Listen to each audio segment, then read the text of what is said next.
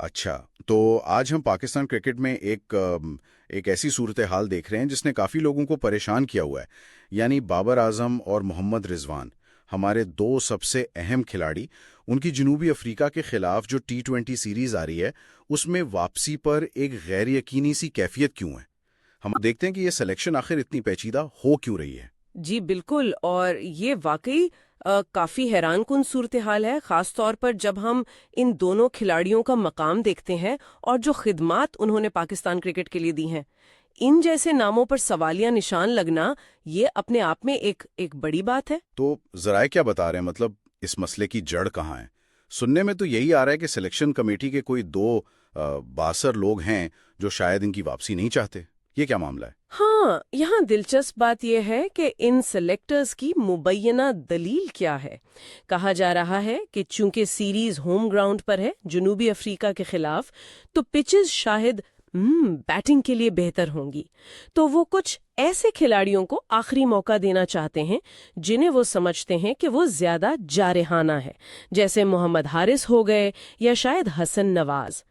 امید یہ ہے کہ یہ لوگ ہوم کنڈیشنز کا فائدہ اٹھا کر ویسی کارکردگی دکھا دیں جیسی مثال کے طور پر حارث نے پہلے کبھی بنگلہ دیش کے خلاف ایک ہوم سیریز میں سینچری بنائی تھی۔ اور یہ بھی سننے میں آیا ہے کہ اس موقف کے لیے اوپر تک یعنی کوچ مائک ہیسن اور چیئرمین محسن نقوی کی سطح تک بھی لابنگ کی جا رہی ہے۔ لابنگ؟ اچھا، لیکن کیا یہ معیار، کیا یہ سب کے لیے ایک جیسا ہے؟ کیونکہ جب ہم کارکردگی دیکھتے ہیں تو بڑا واضح فرق نظر آتا ہے۔ ایک طرف بابر ہے جو T20 میں سب سے زیادہ رنز کے عالمی ریکارڈ کے بالکل قریب ہے روہت شرما کے۔ دوسری طرف رضوان ہے جن کے پاس ایک سال میں سب سے زیادہ T20 رنز کا ریکارڈ ہے۔ ان کی ایک دو ناکامیاں ہوں تو فوراً باتیں شروع ہو جاتی ہیں۔ جی بالکل۔ اور پھر دوسری طرف محمد حارث، سائم ایوب، یہاں تک کہ آغا سلمان جیسے کھلاڑی ہیں جنہیں بار بار موقع ملا ہے اور وہ مسلسل بڑی پرفارمنس نہیں دے پائے، لیکن ان پر اعتماد کیا جا رہا ہے۔ یاد ہے پہلے بابر کو ون ڈے فارم کی بنیاد پر T20 سے نکالنے کی بات ہوئی تھی۔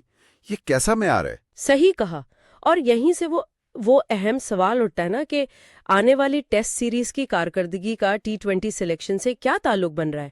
یہ تو ایک ایسی کڑی ہے جو بظاہر کوئی منطق نہیں رکھتی، خاص طور پہ آج کل کی کرکٹ میں جہاں فارمیٹ اسپیشلائزیشن اتنی زیادہ ہے۔ بالکل۔ لیکن کہا جا رہا ہے کہ یہ دلیل استعمال ہو سکتی ہے کہ اگر خدا نخواستہ بابر یا رضوان ٹیسٹ میں اچھا نہیں کھیلتے تو اسے بنیاد بنا کر انہیں T20 میں واپس نہ لایا جائے۔ یہ ایک عجیب سی منطق لگتی ہے۔ ہاں، بہت عجیب۔ ماضی میں بھی ایسا ہوا ہے۔ مجھے یاد ہے ویسٹ انڈیز کے خلاف ایک ٹیسٹ سیریز میں بابر کی فارم تھوڑی گری تھی، تو اس بات کو ان کے خلاف استعمال کیا گیا تھا۔ حالانکہ اس سے فوراً پہلے جنوبی افریقہ کے خلاف انہوں نے لگاتار 3 نصف سینچریاں بنائی تھیں، تو ایک سیریز کی بنیاد پر پچھلی ساری مستقل مزاجی کو نظر انداز کر دیا جاتا ہے۔ اور جہاں تک ان چارحانہ کھلاڑیوں کی بات ہے جن کی ماضی کی کامیابیوں کا حوالہ دیا جا رہا ہے، کیا وہ واقعی اتنی مضبوط بنیاد ہیں؟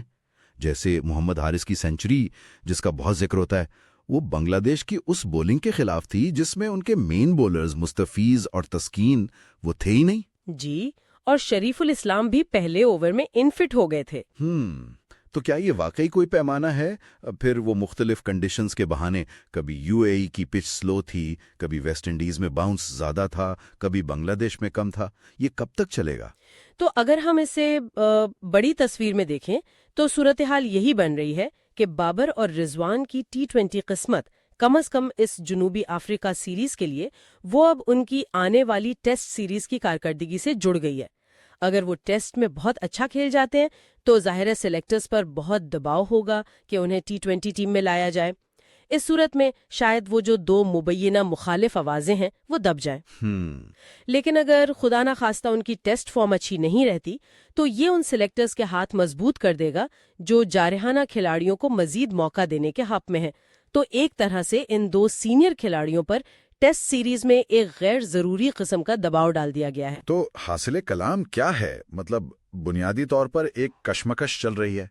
کیا ٹیم سلیکشن ثابت شدہ ورلڈ کلاس کارکردگی کی بنیاد پر ہوگی جس کی مثال بابر اور رضوان ہے، یا پھر جارحانہ انداز یا مستقبل کی امید کے نام پر ان کو ترجیح ملے گی جن کی پرفارمنس میں تسلسل نہیں، اور اب اس فیصلے کو ایک بالکل غیر متعلقہ فارمیٹ یعنی ٹیسٹ کرکٹ کی کارکردگی پر ڈال دیا گیا ہے۔ جی، اور یہاں ایک زیادہ گہرا سوال بھی ہے جس پر سوچنا چاہیے۔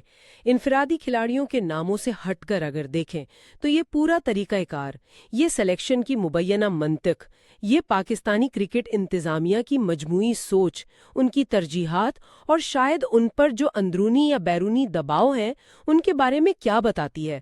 خاص طور پر تشویش کی بات یہ ہے کہ جب ایسا لگے کہ مسلسل اچھی کارکردگی کو ایک غیر واضح سی جارحیت کے تصور کے لیے قربان کیا جا سکتا ہے، وہ بھی جو ابھی ثابت نہیں ہوئی۔ یہ وہ نقطہ ہے جو شائقین کو سوچنے پر مجبور کرتا ہے کہ ہماری کرکٹ آخر جا کس سمت میں رہی ہے۔